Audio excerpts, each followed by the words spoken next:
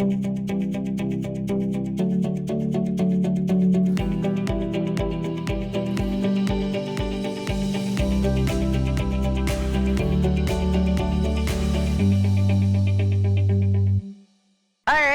so I'm Rosemary Wang. I'm a developer advocate for HashiCorp. And I'm up here to tell you not a continuous delivery success story. This is a small toy example of something that I tried to do for myself. And it's not perfect. And the reality is getting to continuous delivery, getting through all of this is really difficult, right? So this is my best attempt to hack a socio-technical system, specifically myself. And it will have elephants, so I'll explain that in a little bit, but we'll get there. We'll get there, I promise. All right, so this started about 3 years ago or so when I started to be a traveling consultant. And as an engineer who was a traveling consultant, I was required to hold a lot of devices. This is a picture of privilege, right? So I have worked for companies who have the privilege of procuring these devices for me and requiring that I use them to a certain degree. I would have a 15-inch MacBook Pro from my client because they wanted all of their devices in one kind of registration. I would have my company's laptop. I would also have the iPad because I wasn't allowed to watch Netflix on either laptop. So I would have to carry the iPad to watch my Netflix. And then I would have to carry a hotspot because when I had to get on calls in airports, I needed some kind of Wi-Fi connection. And then eventually to power the two laptops, that one of which might die, I had to get a power bank, which always gets flagged in airport security. And then eventually I had to get this microphone, which helped with all the audio when people ask me, what are you saying on these calls? Basically, these are a lot of devices, and no matter what I ask, right, I was like, why do I have to carry these things? And I got a whole slew of reasons, which kind of bucketed into about 3. First of all, security. So I was told that with these physical devices, it would ensure intellectual property constraints, right? So intellectual property from my client wouldn't be on my work laptop, other work laptop, right? On top of that, they were like, if you ever use any client personal identifying information because you're doing some testing, we can't have that across multiple devices. We have to have that on a managed device. Well, it kind of was weird, right? Because I was like, well, why would I have PII on my laptop anyway? That just doesn't feel good, right? And then when both of those didn't really pass my muster, one of the developers would come up to me and say, it's for productivity reasons. I'm like, what do you mean by productivity reasons? They said, well, if you have the same MacBook as everybody else, all the install instructions work exactly perfectly, right? So basically, we expected our laptops to be containers. More on that later. But the idea was that we would actually be able to do this uniformly across the board, which is why everybody had to have a 15-inch MacBook, and someone warned everybody else not to update to Catalina. So I love the last reason when both of those failed and I didn't buy into it was, I love my development machine. The number of people who told me I've customized my terminal beautifully. By the way, if you've done this, no judgment, it's just some people really enjoy doing that. So when I would pair with someone else who was another developer, they would proceed to take my laptop and proceed to configure it just like theirs. So really, everybody likes the development machines. We craft these bespoke machines for ourselves, right? And in that case, we're our own socio-technical system where we're interacting with our beautiful bespoke machine that we love to develop on. And so all of these reasons didn't really make much sense to me, right? And it came down to physical resources are better than the logical. We can touch them. It's tactile. We can respond to them. They're interactive systems. But are physical resources really better than the logical? And it kind of came to a rude awakening whenever I would walk and my back started hurting. And it got so bad to a point where I actually have to wear a back brace. I'm not wearing it up here right now because it's itchy, but it's actually pretty painful. So I was like, is it really? Is it really? And then I looked at the numbers, okay? Stay with me, all right? So there's 6.4 million metric tons of e-waste reported to have been in landfill in the US in 2017. Now, I don't know what 6.4 million metric tons actually looks like, right? But e-waste effectively is laptops, cell phones, all these physical devices I put on that picture. That's the equivalent, I did the math, of 1.2 million Asian elephants in equivalent weight. That's a lot of Asian elephants. Now, how many Asian elephants are there in the wild in the world? Not that, Yeah, not that many. It's actually about less than 50,000.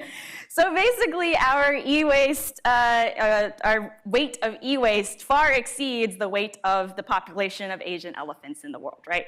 Which is a pretty sobering thought. And not only that, my back also hurts. So of all of this, all of these numbers from even a larger standpoint and myself, I'm like, okay, there's got to be something better. The point is, physical resources have a cost, right? They have a monetary cost in the amount that my employers fortunately were able to procure for me, but also they have a cost from the physical and even environmental if you want to extend to that, right? And so I said, all right, a lot of vendors have tried to do this. A lot of people have tried to do this virtual development experience, right? A development environment or a desktop environment. But let me try to do it myself because I like bespoke, lovingly crafted development environments. And so I want mine to be bespoke, lovingly crafted via pipeline. So why not make that extension, right? So let me reduce the friction of how I deliver said virtual desktop with my lovely pipeline in continuous delivery, right? So let me reduce that friction a bit. If I can predictably and reliably create a development environment on demand, maybe I'll be incentivized to use it, and I'll just run it on one tablet so I don't have to carry 2 laptops. Now I have to carry 1 laptop and my tablet so I can watch Netflix. But at least I could run one development environment on my tablet, right? So let's see if this is possible. So this is what remote desktop continuously delivered looks like. I built an immutable image for my desktop tools. Yes, slightly over-engineered, but I had to do it. And so then I was like, all right, now I have to deploy to a region of my choice. The reason why I choose region of choice is because I'm traveling a lot. So if I'm in Europe, I want to actually deploy my development environment in Europe. And then I want to run it on my tablet so I can travel lighter and reduce the overall cost, right?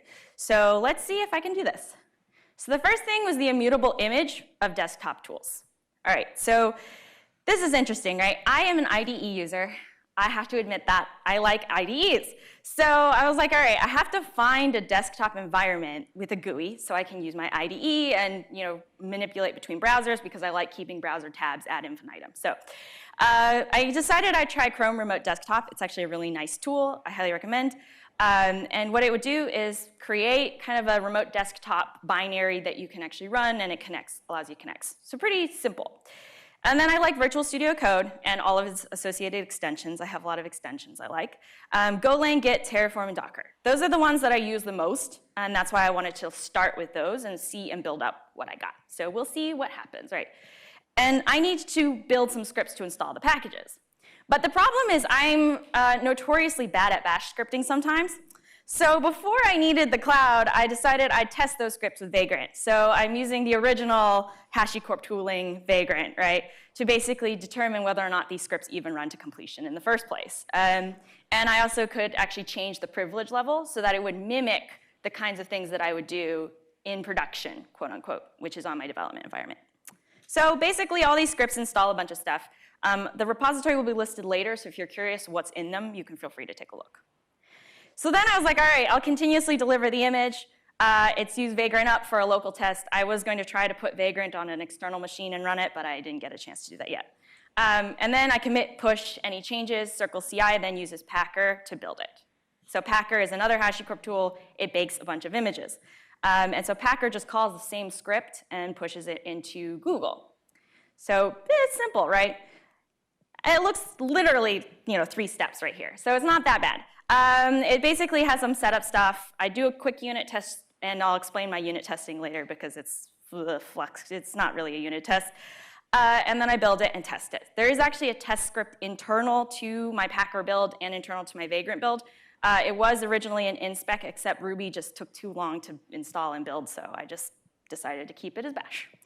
All right, so that's the simple stuff, right? That's Packer that's deploying an immutable image. Next was a little more complicated. How do I deploy to a region of my choice in a reliable way? All right, so in order for you to do successful continuous delivery, you need some formulation of testing, right? And testing is hard in infrastructure. I acknowledge that. Everybody has struggles when you try to do infrastructure, especially when it's a remote desktop, because there's some manual steps. So what tests could I reasonably make within my continuous delivery pipeline? Well, I could make a unit test, right? So the idea is that maybe what I could do was build some tests that check if maybe my runtime environment was roughly what I expected it to be. It's a little loose. But contract tests were kind of important in this regard because I was making one external connection to actually Terraform Cloud. And so I wanted to make sure that my inputs match my outputs, right? What I expected to pass to Terraform Cloud should be exactly what is in Terraform Cloud. Integration testing, I was kind of like, I don't really have anything for that. I don't know what to do with that. And then end-to-end was just going to be me manually testing it because I could not figure out an automated testing way to actually do GUI clicks and stuff in desktop environments. So that's something I got to learn. But in the meantime, I was like, I could do unit and contract tests, right? And now my unit tests are not actually a unit test. Sorry, everybody. So it's technically, it does require external components, right? It checks if the runtime variables have been defined. And by runtime variables, I mean my pipeline or my environment. So actually within what I like to do is, and as you can see, everybody can see that from back there as well. I try to make it as big as possible. And so basically the lovely part about making this unit test is that all it really does is check if the environment is defined, right? So let's make sure my Google application credentials are defined and my public key, et cetera, et cetera, et cetera. Now, all these things should run locally. So I've done my environment already. So I've already set these environment variables. I'm just making sure that they even set, right? Otherwise, my pipeline passes and I'm just wasting my time. And so I just want to make sure that that's set. So that's my version of a unit test. Not exactly a unit test because it should be self-contained, but it's at least helpful. It gives me really fast feedback, and that's the idea of having a unit test in the first place, right? All right, so contract tests. Contract tests match actual outputs to expected inputs. So this is very common in microservices. And what I said was well, I like doing this in infrastructure because there are common variables that all pass between infrastructure components, and I need to make sure that they make sense. So my contract tests actually look between Terraform Cloud, which is my SaaS for running Terraform, and Circle CI to make sure that they actually make sense, right?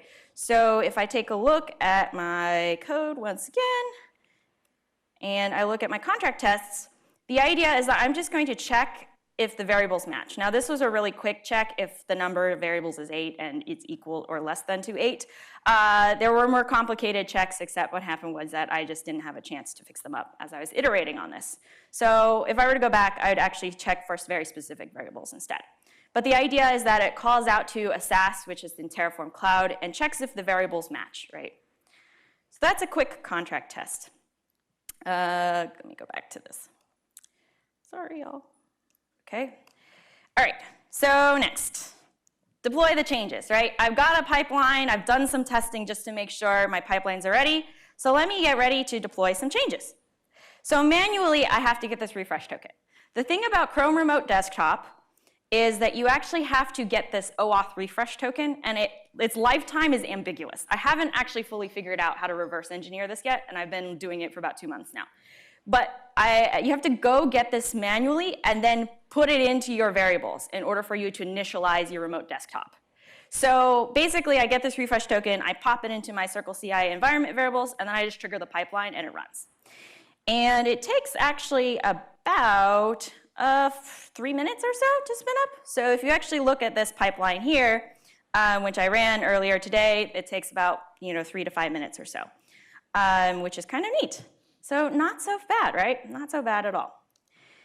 All right, so this is what basically I decided to do. I was like, all right, great. I've got this pipeline. I choose a region. In this case, I'm in US East 4. That's the one I'm closest to right now. So I'll just actually run it through and apply it. I've already done this before because it takes time. All right, so the next step was let me run it on my laptop. The idea was to travel lighter on my tablet. The idea was to travel lighter and reduce cost.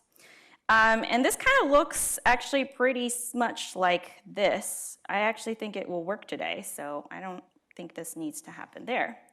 But if I actually go in here, when I run the pipeline, it just comes up with this, which is Rosemary Remote US East 4A. Which for those of you who probably have tried to do some kind of virtual desktop thing, you're like, wait, you just ran a pipeline and created yourself a virtual desktop. Yes, I did do that. And so really when it runs, it pops up like this. I just click on it, and I just enter my PIN, which I've predefined, and it's secured in Terraform Cloud, which is my SaaS that runs Terraform, a Terraform config basically. And as you can see, there is a full desktop environment here.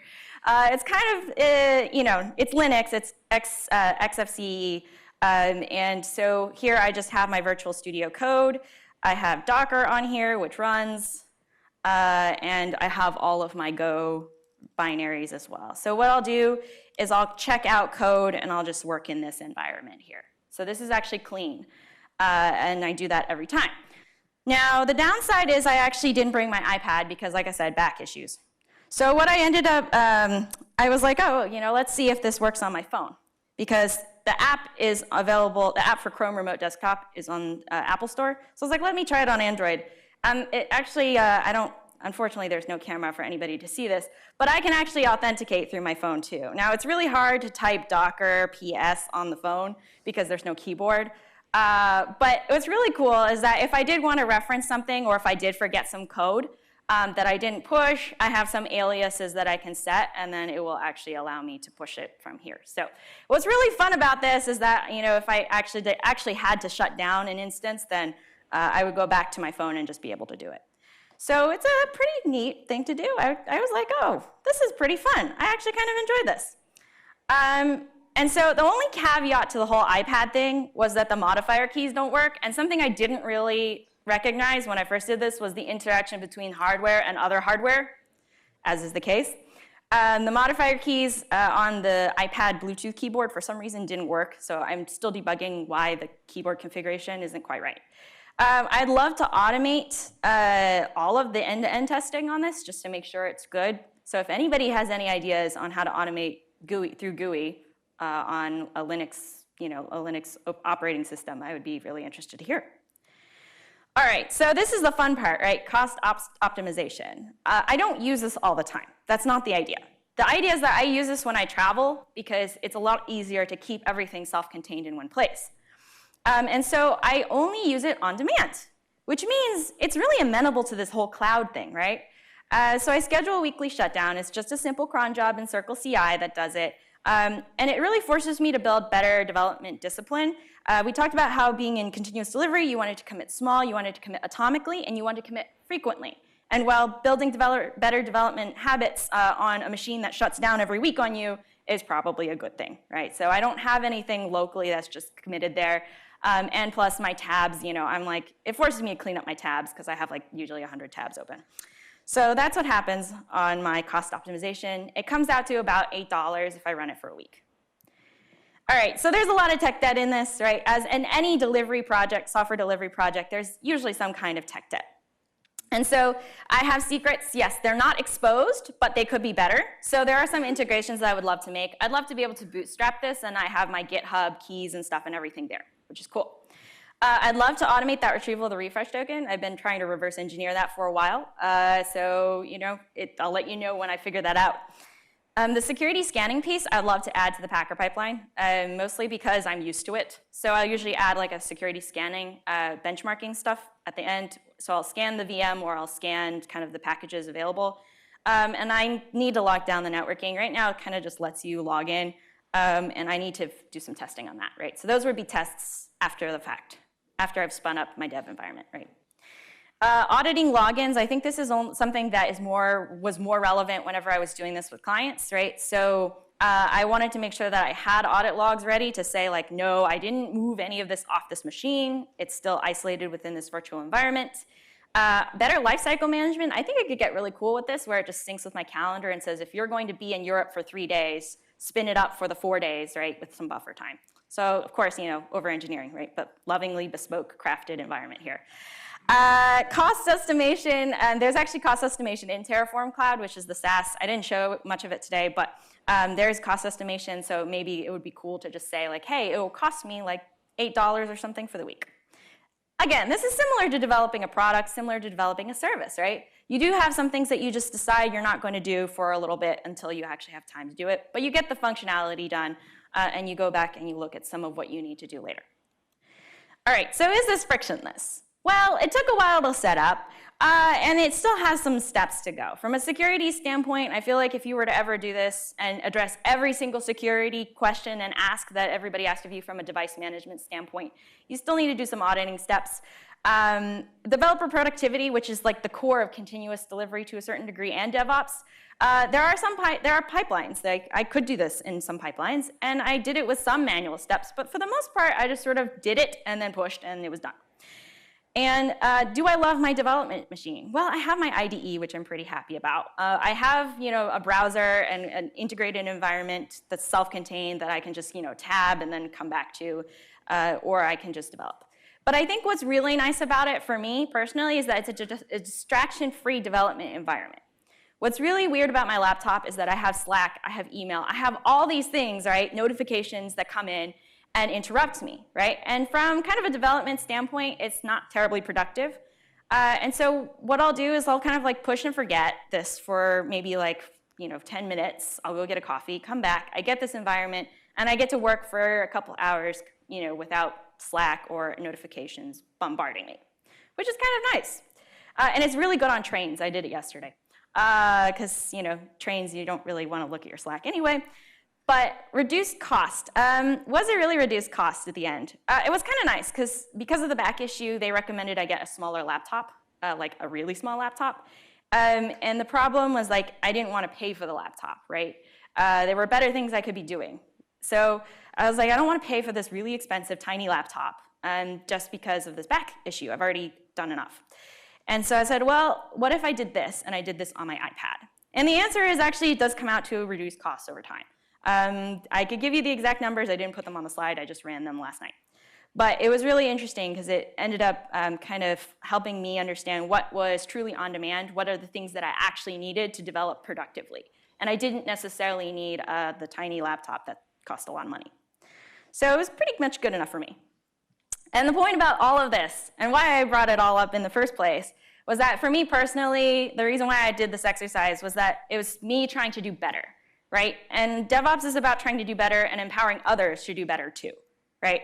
So it's about constantly figuring out what can you do to improve either your lifestyle in some regard as a developer or even someone else's ability to get good development experiences.